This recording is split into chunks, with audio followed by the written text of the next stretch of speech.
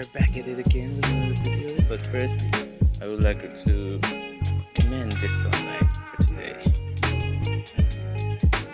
For today, I've gathered some resourceful people along the way when I met on YouTube. Their names are Mr. John Humida, Miss Raquel Villar, Miss Alessandra Maliari, including Miss Rose Pearl Peralta, and the ghoster, the ghoster, Miss Sherilyn Serrano. Lastly, Mr. Eisen Pierre Bulanati. Hello guys, so it's your boy JD and I'm back again with another vlog. But this vlog is different from the other vlogs that I made. As you all know guys, you're used to watching adventurous vlogs, tourist vlog, and some sort of prank vlogs, but this is kind of serious one, okay? So we'll be talking about the School of Names. The School of Names, or Mingjia, is the traditional Chinese label for a diverse group of warring states thinkers who shared an interest in language disputation and metaphysics. They were notorious for logic chopping, purportedly idle conceptual puzzles, and paradoxes such as "today go to you but arrive yesterday" and "the white horse is not a horse," because reflection on language in ancient China centered on names or Ming words and their relation to stuff. 2nd century BCE Han Dynasty archivists dubbed these thinkers the school names, one of the 6 recognized philosophical movements. The school is however rather a taxonomical fiction. Han Dynasty archivists associated 7 figures with the School of Names: Dengzi, Yinwen, Weishi, Gong Zunlong, Cheng Gongsheng, Wang Gong, and Mao Gong. Han History 30 bibliographical treatise. To these, we can add one further figure, Wan Tuan, whom China's earliest history of thought under Heaven, Book 33 of the Zhuangzi pairs with Gongsun Long. About the last 4 of these men, virtually nothing is known. About the first 4, we know more but not much. There is little first-hand evidence about what they thought, since nearly none of the writings attributed to them by Han bibliographers survive. With the exception of a few brief texts attributed to Gongsun Long, everything we know comes from quotations or anecdotes in other texts, including the Zhuangzi, Sunzi, Annals of Lu Buwei, Han Feizi, and several Han Dynasty anthologies. These second-hand accounts typically date from long after the lifetime of the figures they describe, and they may be embellished or dramatized, warped to fit the writer's agenda, or even fictional. Okay, so contemporary studies sometimes treat these disputers together with the later Mohists. Okay, so topics associated with them are addressed in Mohist texts, and Under Heaven Again depicts sects of Mohists engaged in disputes about the hard and white and the same and different. 2 central themes of the disputers. The later Mohists probably respected the individuals identified with the School of Names but were critical of them. Numerous passages in the Mohist dialectics appear to be either rebuttals of their ideas or defenses of Mohist doctrines against their arguments. On the other hand, insofar as the School of Names is simply a label for each thinkers interested in language dialectics, the later Mohists themselves largely fit under this label. I hope you're learning something, guys. Okay, so continue. Weishi, Gongsun Long, and the others have been described as Chinese sophists, and there are indeed superficial similarities between them and the Greek sophists, at least as the 2 groups were characterized by their respective enemies. Their social role and the subject matter of their inquiries were generally quite different, but both were interested in the language and philosophical issues inspired by reflection on language. Both taught rhetoric and argued lawsuits. Both were attacked for arguing purely to win, for being willing to argue either side of any issue, and for propounding paradoxes, all without regard for the facts. Their inquiries led a few thinkers in each tradition toward relativism. At least some members of both groups were itinerant the Greeks moving from place to place, giving public exhibitions and offering instructions, the Chinese typically seeking to win the ear of rulers and influence political policy. Okay, so the disputers' focal activity appears to have been a form of public debate or persuasion called disputation or distinction from drawing, or bian, which often took place in the court of a regional lord or a state sovereign. Disputation appears to have been rooted partly in the practice of litigation, partly in the rhetoric used by court advisors in the explanations or su, also persuasions, through which they try to influence political policy. Primarily a type of analogical argumentation, disputation, like much legal rhetoric, often took the form of citing a precedent or precedent again, analogy or model, fa also law, and explaining why the case at hand should be treated similarly or not. Okay, so I hope you learned something, guys, from this vlog as we talk about the background and overall view for the School of Names. So click the next video for more of these kinds of videos. So bye!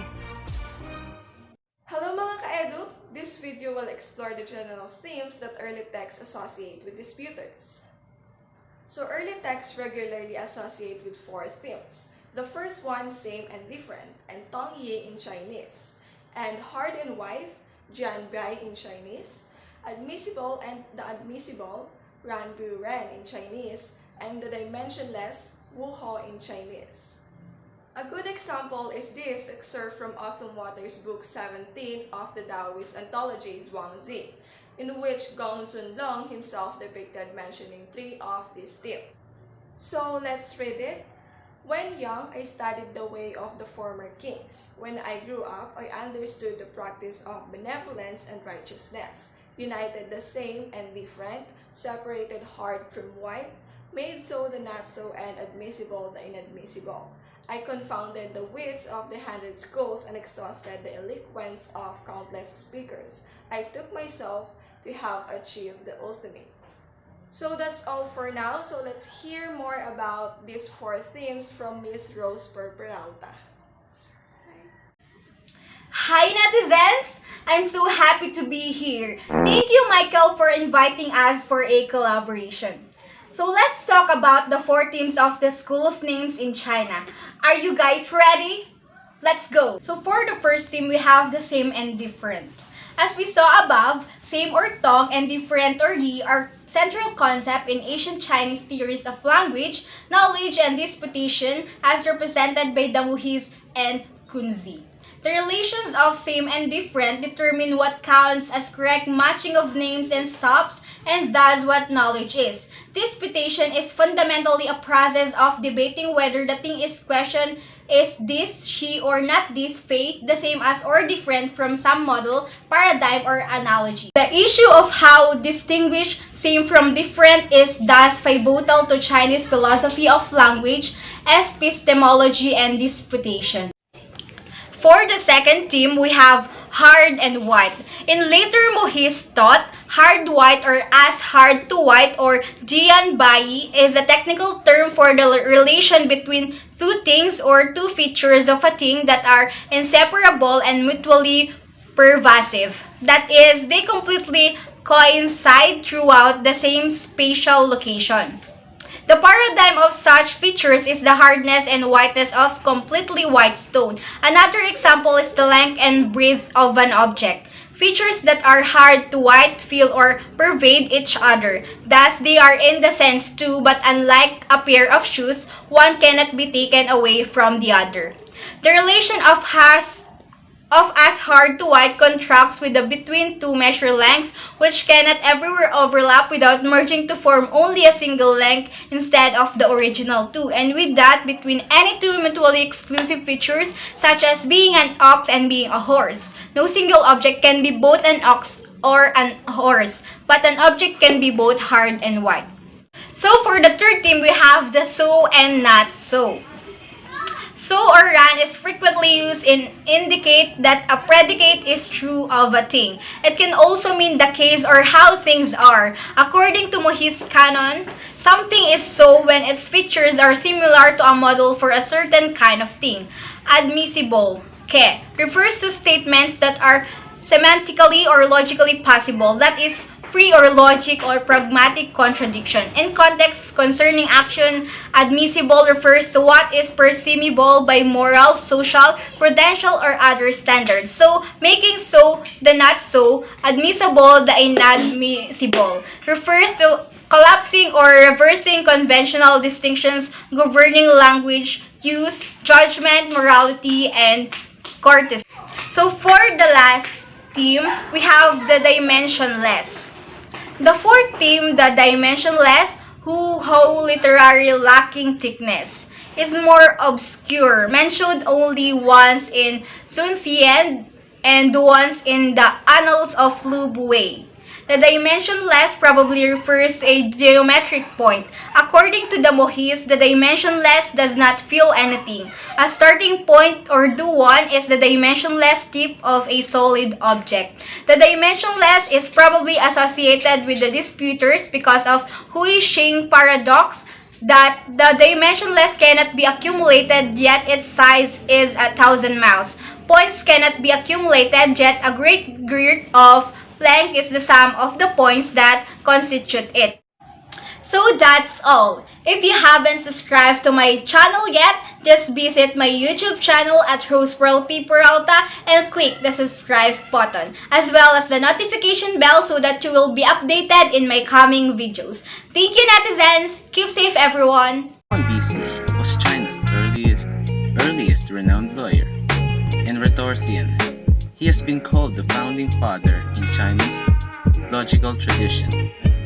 Through this is probably an overstatement, since we lack evidence that he undertook any explicit study of argumentation or that he influenced the theories of Mohists or Zunzi. As Harbinger 287 rightly points out, however, Deng Xi epitomizes the root of Chinese disputation in legal rhetoric. He establishes a link between disputation and litigation that continues throughout the classical period. Indeed, his reputation as a legal and political gadfly may have contributed to later authoritarian thinkers' attitude that litigators disrupt social order and should be banned. Zunzi alludes to Deng Xi's thought in three places, each time pairing him with Huxi's, through the men were from different states and lived about 200 years apart. This incongruity suggests that the pair are being used iconically to represent a certain general intellectual style or orientation. Deng Xi and Zunzi describe them as fond of dealing with strange doctrines and playing with bizarre expressions, of which he gives these examples: mountain and abyss are level, heaven and earth are alongside each other. On the east coast, in the far west are adjacent. Enter through the ear, exit through the mouth. Hooks have whiskers, eggs and feathers. Hi mga kachinitas! So for today, I was invited by one of the most popular vlogger in the Philippines, which is Mikey Roy Agua. In today's episode, we will be tackling about the School of Names, and I was assigned to discuss the Yin Wen. So if you're interested in this video, just keep on watching! Little is known of Yin Wen of a late 4th century BCE, and it's unclear why the Han history classifies him with the School of Names. Perhaps the one scroll of writings by him mentioned in the bibliographical treatise was about language. What little information we have about him comes mainly from two sources, the Under Heaven essay and the Annals of Lu Buwei, both of which are considerably later than his lifetime and thus must be taken mainly to be reporting legend. Neither text attributes to him views on language or disputation. Under Heaven links him to Songxing, his teacher of colleague, and the pair were among the many scholars who gathered at Jishe in Kie under the patronage of King Swan. Sunzi reboots several of Songxing's doctrines at length but does not mention Yin Wen. Careless crusaders devoted to saving the world by advocating non-aggregation of a life of few, easily satisfied desires, and the tolerant, unbiased frame of mind. To promote these doctrines, they traveled the world persuading the high and instructing the low. In relations with others, to save people from fighting, they thought that to be insulted is no disgrace, and to save the world from war, they thought forbid aggregation and put troops to rest. As the name suggests, the Warring States era was marked by frequent catastrophic wars. Concerning the self, they held that the inherent desires are few and shallow, a doctrine that, if true, would remove many potential reasons for conflict. Their starting point in dealing with things was avoiding enclosures or psychological barriers due to prejudice or dogmatic commitment, which tend to result in bias or one-sided judgments. Such enclosures are frequently also a source of conflict, since they may prevent one from appreciating all relevant features of a situation or understanding others' point of view. Yinwen and Songxing emphasize that the heart itself has a kind of conduct, independent of external conduct. In their anti-war stance and emphasis on benefit, they display affinities with Mohist thought. If something was of no disadvantage to the world, understanding it was not as good as abandoning it. But the doctrines of tolerance and avoiding bias are genuinely novel, and are probably the reason Songxing is singled out for praise in the Zhuangzi. The Annals of Lu Buwei depicts Yin Wen in an audience with King Men of Qi, defending the doctrine that to be insulted is not disgraceful. Again, we should keep in mind that the details of the story may be mostly later invention.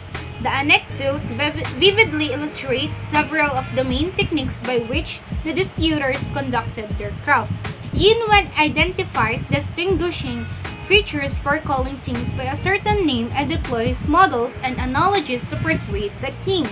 The context of the passage is a discussion of correcting names, because he failed to correct his own use of names. King Men knew enough to be fond of officers, but not how to distinguish the sort of people properly referred to as officers. She, officer, was a social rank similar to knight, but by this era, it had lost most of its material connotation. Yin Wen proposes that officers are distinguished by 4 types of conduct. They are filial in serving their parents, loyal in serving the ruler, trustworthy toward friends, and brotherly toward neighbors.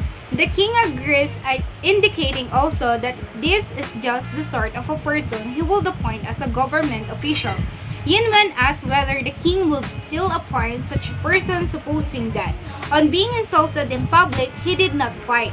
The king replies that to be insulted is disgrace. He would not appoint a disgraced person. Mga kaigan, so Yu Shi was a Chinese philosopher during the Warring States period. So this Warring States period was an era in ancient Chinese history characterized by a warfare of different dynasties. He was a representative of School of Names, which is our topic for this evening, and is famous for 10 paradoxes about the relativity of time and space. For instance, I set off for Yue today and came there yesterday. So, paradoxes, it is a type of figures of speech where the statement seems to have conflicting meanings, or self-contradictory statement, or a statement that runs contrary to one's expectation. So let's proceed to Yu Shi's 10 famous paradoxes. So number 1, the ultimately great has no outside, called it the great one. The ultimately small has no inside, called it the small one. Number 2, the dimensionless cannot be accumulated, Its size is 1,000 miles. Number 3. Heaven is as low as earth. Mountains are level with marshes. Number 4. Just as the sun is at noon, it is declining. Just as things are alive, they are dying. Number 5. The same on a large scale but different from what is the same on a small scale. This is called same and different on a small scale. The myriad things all being the same or all being different. This is called same and different on a large scale. Number 6. The south has no limit, yet has a limit. 7. Today to go to you, but arrived yesterday. Number 8. Link rings can be disconnected. Number 9. I know the center of the world. It is the North Yan, the northernmost state of China, and south of Yue, the southernmost. And number 10. Universally clear for the myriad things, heaven and earth are one unit. So Yu Shi attempted to enlighten the philosophers by introducing a more gracious view of the world by saying like this. Hello mga kashe, welcome to our collab, and we will be talking about is Gongsun Long. So who is Gongsun Long? Gongsun Long was famous at debate during the Warring States period. He is a Chinese philosopher and writer who was a member of the School of Names or logicians of ancient China's philosophy. Gongsun Long's disputation is perceived as plainly not fitting reality. It is an exercise in cleverness, a kind of trick performance in which the disputer attempts to make a case for a claim that everyone knows does not fit its object, and he also supported peaceful means of resolving disputes. Gongsun's writings are now lost, but his infamous "a white horse is not a horse" argument lives on. Any of his writings have been lost. All of his essays, 14 originally, only 6 are still extant and are included in the book Gongsun Longzi. So the Gongsun Longzi has inspired a vast exegetical literature in both Asian and European languages. Gongsun Long is famous for the discourse in which he discusses why a white horse is not a horse. Gongsun Long probably belonged to a class of entertainers at Chinese courts who performed various skills or tricks. His was to prove over any and all objections that a white horse is not a horse. He explains that if something is a white horse, then it is a horse. But if something is a horse, this does not mean that it is a white horse, as it could be black, green, or yellow horse, as Gongsun Long argues. And that's the end of my topic. Let us proceed to Miss Alessandra Magliari to enlighten us more. Thank you for listening.